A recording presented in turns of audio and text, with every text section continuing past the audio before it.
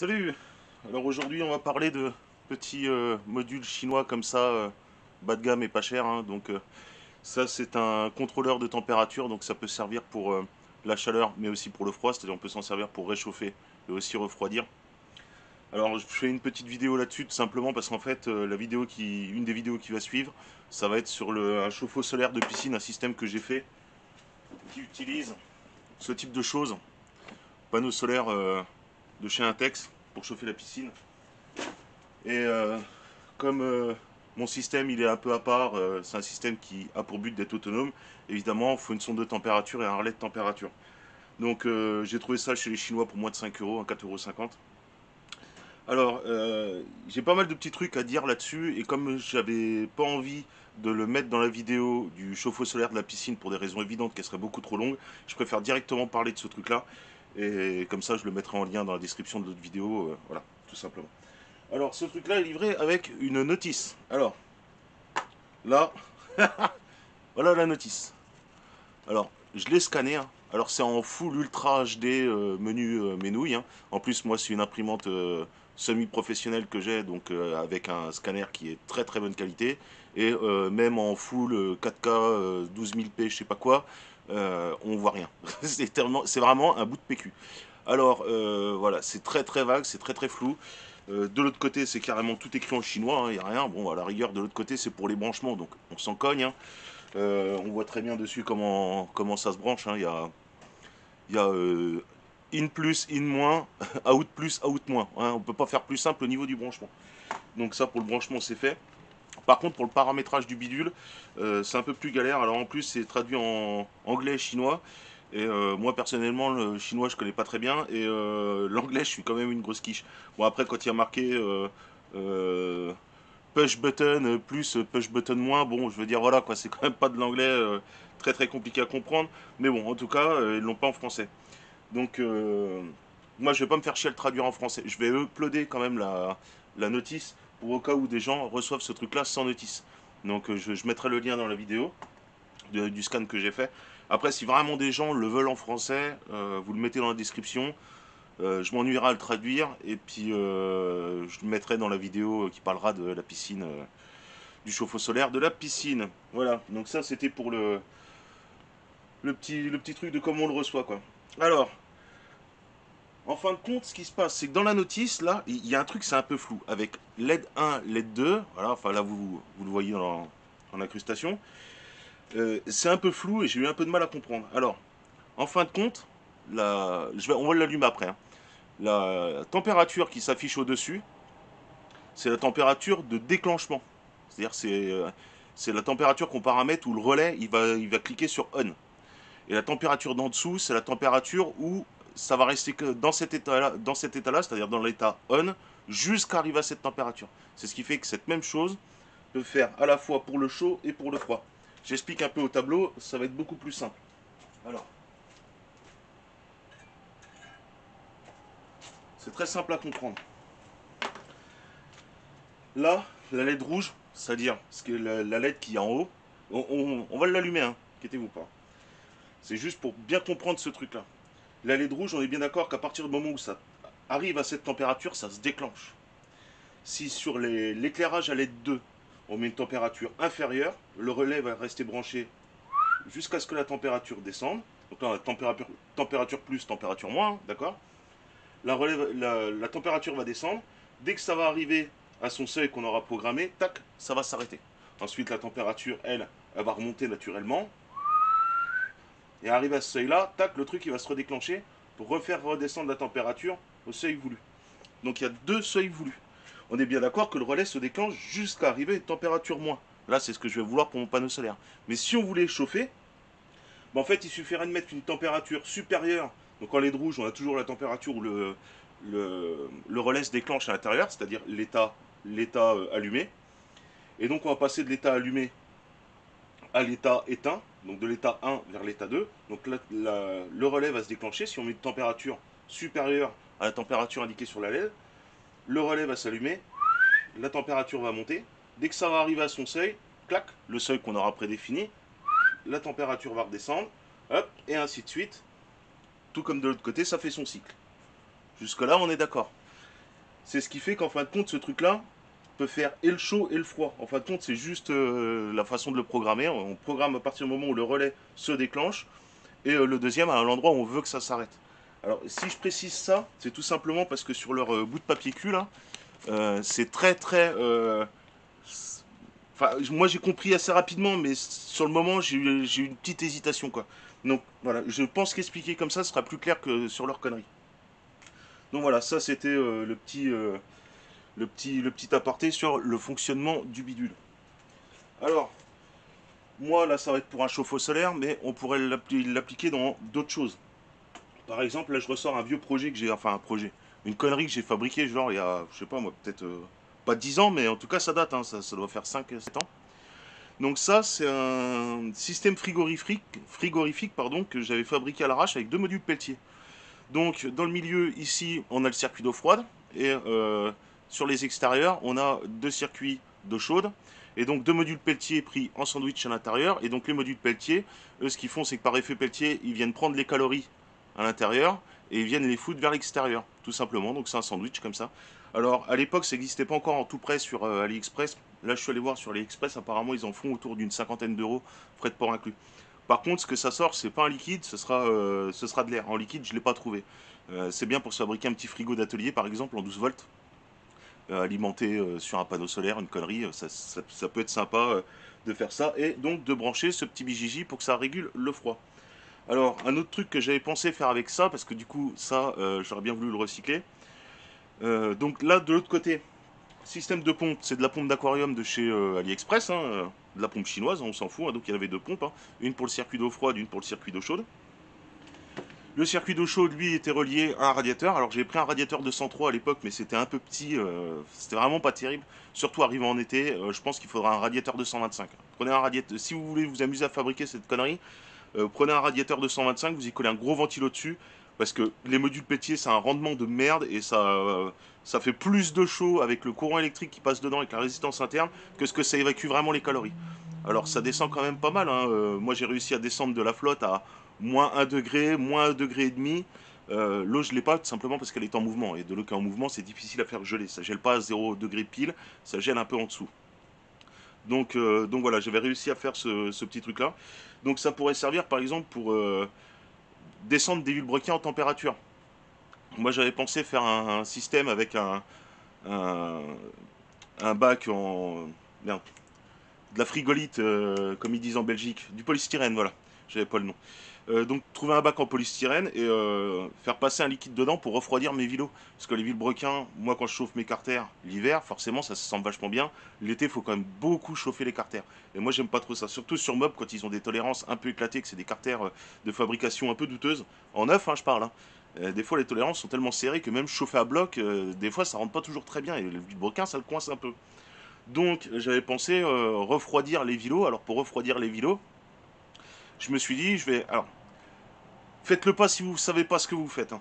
J'avais pensé dans ce bac faire passer directement un liquide très, très demandeur en calories pour s'évaporer, c'est-à-dire type un bon gros solvant bien trouvable dans le commerce et assez pas cher. On va partir sur de l'acétone. Ça s'évapore très très vite. Ça veut dire que c'est un pouvoir d'absorption calorifique qui est quand même relativement assez intéressant pour ce type de choses. Et donc faire circuler dans le circuit froid directement de l'acétone dans le bac et le laisser refroidir jusqu'à moins 20 degrés, un truc comme ça. Enfin, je pense pas que ça pourrait les atteindre, mais en tout cas les moins 10, ça les fait, c'est sûr. Et donc plonger directement le vilebrequin dedans. Et le vilebrequin, bah, comme l'acétone, c'est un pouvoir d'absorption calorifique extrêmement énervé, hein. Il suffit de se mettre de l'acétone sur la main en plein hiver quand il fait froid, la main ça vous la gèle tout de suite, hein. C'est même comme ça que je fais pour faire redescendre mes températures, enfin les températures des je leur fais prendre un petit bain d'acétone, je passe un coup de soufflette dessus, ça les givre. Donc bah ça en plein été, ça peut être pas mal avec ce système-là dans un bac pour le tremper dedans. Alors ça pareil, il faut savoir ce qu'on fait parce que l'acétone c'est quand même relativement inflammable, donc faut vraiment pas faire le con quoi, hein. Éviter de fumer sa clope à côté, je pense que ça c'est la base, mais moindre étincelle électrique, moindre connerie, ça pourrait très rapidement partir à la catastrophe. Donc voilà, donc je vais garder mon idée, je vais présenter un de ces quatre, un système qui permet de descendre très rapidement les vilebrequins en température, je pense atteindre les moins 40 degrés, un truc comme ça, en quelques secondes, grand max une minute. qui me permettra en plein été d'assembler des vilebrequins plus facilement. Donc je vais repartir sur le système de la boîte, sauf que au lieu de faire circuler un liquide froid comme ça, je vais envoyer directement un gaz sous pression. Donc je ne sais pas ce que je vais utiliser, si ce sera du butane ou autre, je ne sais pas encore. Mais c'est pareil, ça c'est des trucs, c'est un peu, ça marche super bien, mais c'est un peu dangereux quand même. Donc voilà à quoi peut servir ce genre de petite connerie, hein. Celui qui veut se fabriquer un système à refroidir les vilebrequins assez rapidement l'été, un circuit avec du liquide de refroidissement dedans, avec un radiateur 225. De l'autre côté, on y fait circuler de l'acétone qui va dans un bac qui lui est hermétique et, isotherme. Et une fois que tout ça c'est bien froid, hein, on fout un contrôleur de température comme ça. Et une fois que la température max est arrivée, le système s'arrête, on plonge son vilebrequin, ça fonctionne pendant une petite minute. Le vilebrequin, on le ressort, il va être à moins 10 degrés. Voilà, en une minute c'est fait. Parce que les vilebrequins en plein été à attendre 4 heures au congèle pour qu'ils givrent, c'est un peu chiant. Quand ça peut se faire en une minute, ça peut être cool. Donc voilà, c'est une astuce. Je vous la donne comme ça. Maintenant, vous n'êtes pas obligé de le faire, hein. C'est un truc que j'avais envisagé. Mais finalement, je vais partir sur du gaz liquide. Voilà, pour des raisons évidentes. Bon, allez, trêve de blabla, hein, parce que bon, c'est pas le tout, mais on va arrêter d'épiler du cactus, hein. Et je vais brancher tout ça, on va voir un peu comment ça se comporte, comment ça fonctionne, comment ça se programme aussi, hein, et on va voir ça. Allez. Voilà une petite aparté vite fait là que je suis en train de préparer la suite de la vidéo. Quand on utilise du fil souple comme ça, faut toujours l'étamer. On prend son petit fer à souder et on étame le bout du fil. Que ce soit du 5, du 12 volts, du 220. Moi, du 220 en fil souple, j'en ai plein l'atelier. J'ai jamais été emmerdé. Tout ça pourquoi? Parce que j'étame le bout de mes fils. Parce que quand ça se prend dans tout ce qui est système vissé comme ça, là, tous ces systèmes-là, là, même les systèmes clipsés, hein, type Vago, des trucs comme ça, mais en fait, le fil, il vient s'effilocher avec le temps et ça vient créer des courts-circuits un peu partout à droite à gauche. Donc quand on utilise du fil souple, peu importe pourquoi c'est faire, on l'étame son fil. Ça évite énormément les problèmes. Surtout quand ça s'écrase dans des trucs comme ça. Ça, il n'y a pas pire pour générer des pannes à la con. Alors, qu'est-ce que j'utilise pour moi comme type d'étain, que ce soit pour les mobylettes, peu importe, hein. Alors, à l'époque, j'utilisais ça. C'était du 60-40, 60% étain, 40% plomb. C'était le top du top. Le problème, c'est qu'on n'en trouve plus. Et que suite à l'arrêt du plomb dans les soudures, tous les électroniciens ont fait leur plein. Donc ils ont vidé tous les stocks partout. Là, ça fait au moins 4 ans que de l'étain au plomb, ça devient très très compliqué de l'avoir. Moi, celui-là, j'ai galéré pour l'avoir. C'était il y a quelques années. Et aujourd'hui, je le trouve plus. Je suis allé voir chez les pros. Même chez les pros, je le trouve plus. Et quand on prend de l'étain, on prend de l'étain âme décapante. Alors pour compenser, j'en ai pris du bon, hein, parce que pour l'étain, faut vraiment pas s'emmerder à acheter de la merde. Surtout prenez pas de la merde, vous allez vous faire chier pour rien et vous allez en gaspiller des rouleaux et ça coûte une couille en plus. Donc moi j'utilise du Castolin, là la référence c'est du RT 3234. Donc c'est de l'étain malheureusement sans plomb, hein, j'aurais préféré mais bon tant pis. Et surtout faut prendre âme décapante. Si vous prenez pas âme décapante, vous allez vous faire chier parce qu'il va vous falloir un flux de soudure et si vous en avez pas, ça va vous faire des soudures dégueulasses. Donc prenez à âme décapante, ça évite de vous trimballer, enfin d'acheter du flux de soudure en plus. Surtout que ça dépend des certains, mais certains ne sont pas donnés. Alors quand c'est pour faire des composants, moi j'en ai du flux de soudure quand c'est pour faire des composants de surface, des machins. Je fais très peu d'électronique, hein, mais quand j'en ai besoin, j'en ai. Mais là, pour faire des trucs grossiers comme ça, prenez âme décapante. Si c'est pas âme décapante, vous allez faire de la merde, ça va vous faire des soudures pourries et ça va être dégueulasse. Donc voilà, c'était la petite aparté sur ce que j'utilisais comme soudure et surtout le fait de rappeler qu'il faut vraiment penser à étamer ses fils, quoi. Allez, c'est parti, Jean-Qui. Bon, donc ça y est, j'ai branché le BJJ. Donc évidemment, pour faire son test, j'ai foutu un petit ventilateur de PC 12 volts à la con, il n'y a pas besoin de plus. J'y ai branché sa petite sonde avec et j'ai tout simplement, là avec la petite pince, pris la sonde, maintenu devant. On met avec le doigt quand le ventilateur se déclenche pour vérifier que le relais fonctionne. Le ventilateur se déclenche, la température redescend, voilà, basta. Alors si on met des valeurs trop rapprochées l'une de l'autre, ça a tendance à vouloir faire de la merde. Moi j'ai fait des tests à l'air libre, ça fait un peu de la merde. Le minimum que je conseille de valeurs différentes entre la haute et la basse, c'est 0,5 degrés. Quand vous arrivez en dessous de cette valeur-là, que vous essayez de taquiner les 0,2 degrés, ça commence à faire de la merde. Soit ça reste en boucle tout le temps, enfin allumé tout le temps, soit ça c'est soit allumé, soit éteint tout le temps, mais ça fait de la merde. Ça a tendance à vouloir trop faire du on-off, et comme la sonde est extrêmement sensible, pour un test à l'air libre, ça va vous faire chier. Avec le fait de passer à côté de la sonde, elle va varier en température, ça va vous faire chier. Moi, pour le système que je vais l'utiliser pour les systèmes de chauffe-eau solaire de piscine. C'est typiquement le genre de choses que j'ai pas besoin. Moi, il va y avoir une différence de température de, je pense, au moins 10 degrés, mais ça on le verra dans la vidéo que je tournerai plus tard, quand j'aurai fini d'installer tout mon merdier. Donc tout est installé, tout fonctionne. Il manquait plus que ça en fait pour que ce soit 100% autonome, pour éviter d'aller tous les matins appuyer sur le bouton et éteindre le système tous les soirs, quoi. Parce que bah, un jour sur deux je l'oublie et puis du coup ça fait de la merde. Alors que ça coûte 5 balles et ça y pense à ma place, tout simplement. Donc voilà, alors on va rentrer un peu dans le setup du bidule. Alors, quand on double-clique là-dessus, en bleu, on rentre la température où le relais va claquer, en fait, au moment où ça va être passant. On reclique un coup. Ah, évidemment. Voilà. On reclique un coup. Ça arrive sur la valeur du bas, c'est la valeur où le relais va s'arrêter. Enfin, en tout cas, va s'ouvrir. Donc le courant ne sera plus passant. Donc forcément, en fonction de, comme je vous ai fait voir au tableau tout à l'heure, si la valeur du bas est plus haute que la valeur du haut, bah forcément ce sera un système pour la chauffe. Et si la différence elle est plus basse que la valeur du haut, de celle qui est inscrite en haut, forcément ce sera un truc pour refroidir, type ventilateur, etc. etc. Bon, moi c'est le système du chauffe-eau solaire. Il va y avoir de l'eau qui va rentrer dedans, elle va chauffer quand elle sera suffisamment chaude. Il va se déclencher et il va vider l'eau chaude pour la remplacer par de l'eau froide de la piscine. Donc moi ça va être un système froid en fait. Donc voilà, et après il y a deux trois autres fonctions à l'intérieur. Alors il faut rester appuyé et 2 fois 7 secondes. Alors une fois, il va clignoter un coup. Ah bah là, ce coup-là, il est passé direct. Donc programme 0. Alors qu'est-ce que le programme 0? C'est tout simplement le calibrage de la sonde de température. Ça, je vais vous expliquer pourquoi tout de suite après. Voilà. Et programme 1, ça, c'est le temps que vous voulez que ça se mette à se déclencher.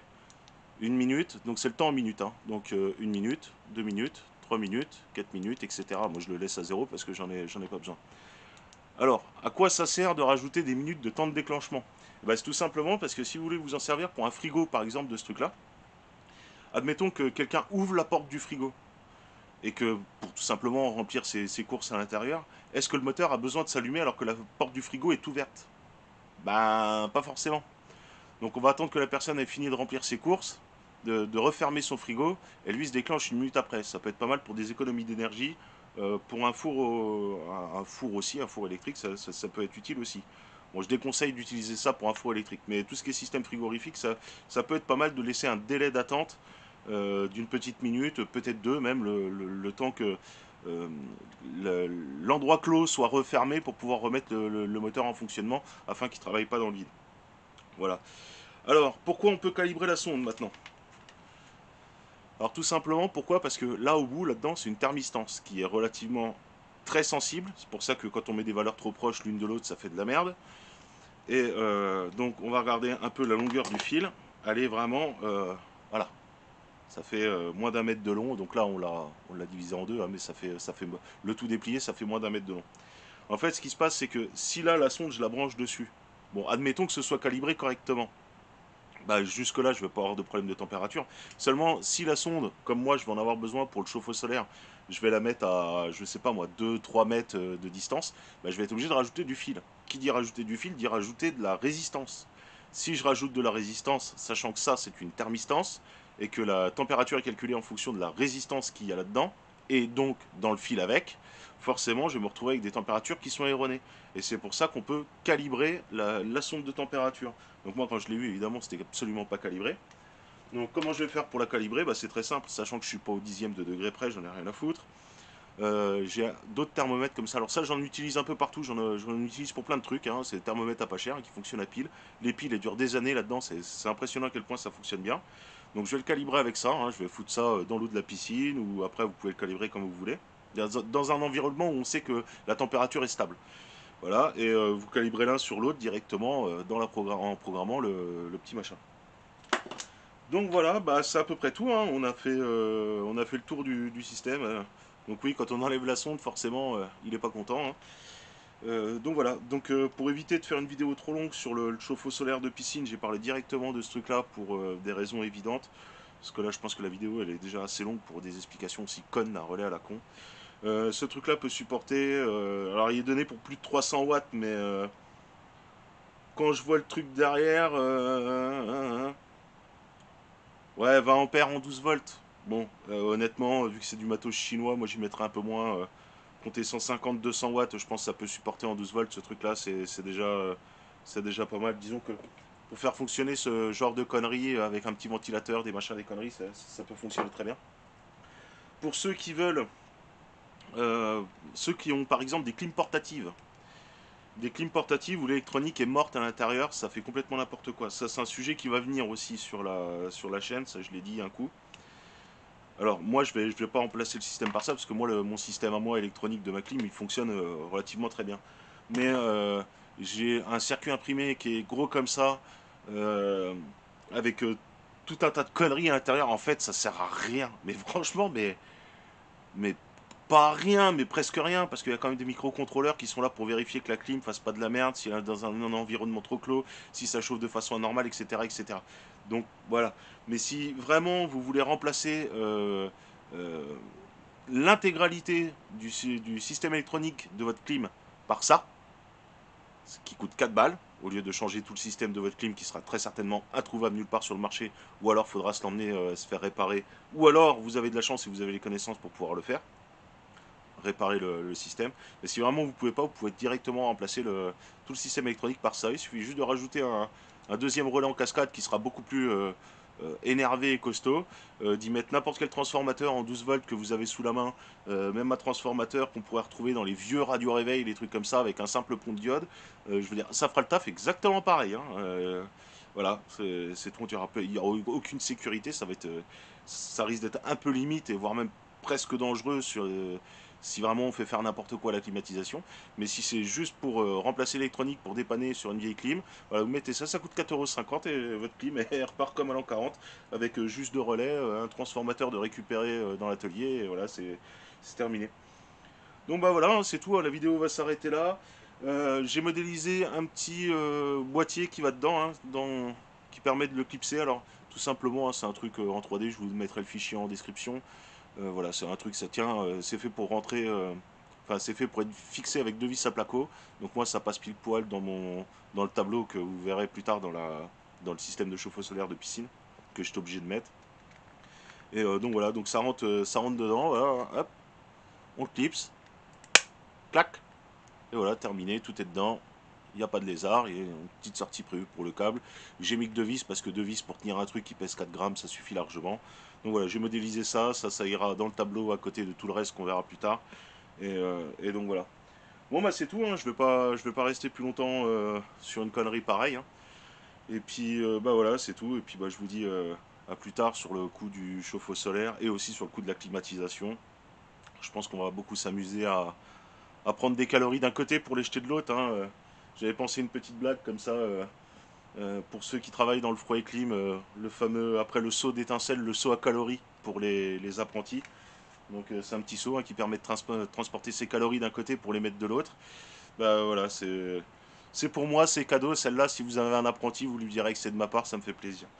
Allez, salut.